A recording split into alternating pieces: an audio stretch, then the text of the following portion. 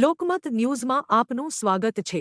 વડોદરા શહેરની ઓળખ heritage city તરીકેની છે અને આ ગૌરવપૂર્ણ ઓળખ પાછળ મહારાજા સયાજીરાવ ગાયકવાડ ત્રીજા તથા ગાયકવાડ શાસનનો અત્યંત મહત્વનો ફાળો રહ્યો છે।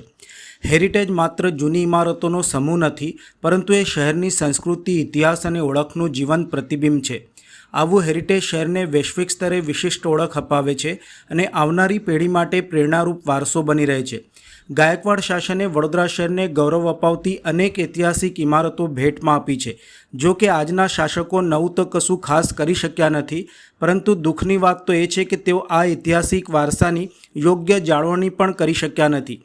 ઐતિહાસિક માંડવી ઇમારત હોય કે શહેરના 4 દરવાજા, આ તમામ સ્થળોની હાલત એ વાતની સાક્ષી છે કે તંત્રની બેદરકારી કેટલી ગંભીર છે।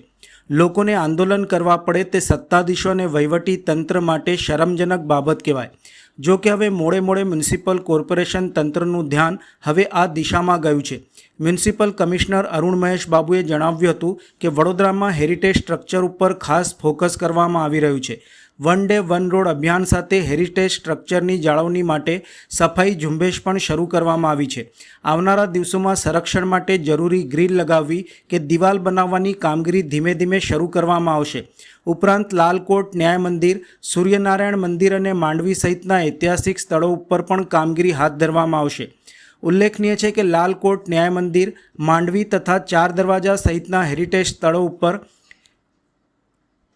પ્રત્યે સત્તાધીશો અને વહીવટી તંત્ર અત્યાર સુધી પૂરતી ગંભીરતા દાખવી શક્યું નથી, જેના કારણે હેરિટેજ પ્રેમીઓમાં પણ ભારે નારાજગી જોવા મળી રહી છે। હવે મ્યુનિસિપલ કમિશનરે હેરિટેજ સ્ટ્રક્ચર ઉપર ફોકસ કરવાની વાત કરી છે, પરંતુ આ જાહેરાતો માત્ર કાગળ ઉપર નહીં પરંતુ જમીની સ્તર ઉપર સ્પષ્ટ રીતે જોવા મળે તે અત્યંત જરૂરી છે। હેરિટેજનું સંરક્ષણ માત્ર સરકાર જ નહીં પરંતુ સમગ્ર સમાજની પણ જવાબદારી છે, કારણ કે આ જ આપણું ભૂતકાળ, વર્તમાન અને ભવિષ્યને જોડતો અમૂલ્ય વારસો છે। જે હેરિટેજ સ્ટ્રક્ચર્સ ઉપર અત્યારે અમે ફોકસ કરી રહ્યા છે, one day one road cleanness campaign સાથે સાથે હેરિટેજ સ્ટ્રક્ચર્સની જાળવણી માટે પણ અમે સફાઈ ઝુંબેશ શરૂ કરી છે। આવનારા દિવસોમાં જે ઝુંબેશ ચાલી રહ્યા છે એને સંરક્ષણ માટે જે ગ્રીલ નાખવાનું હોય, દિવાલ કરવાનું હોય, એ બધાનું પણ કામગીરી ધીરે ધીરે શરૂ કરી દેવામાં આવી છે।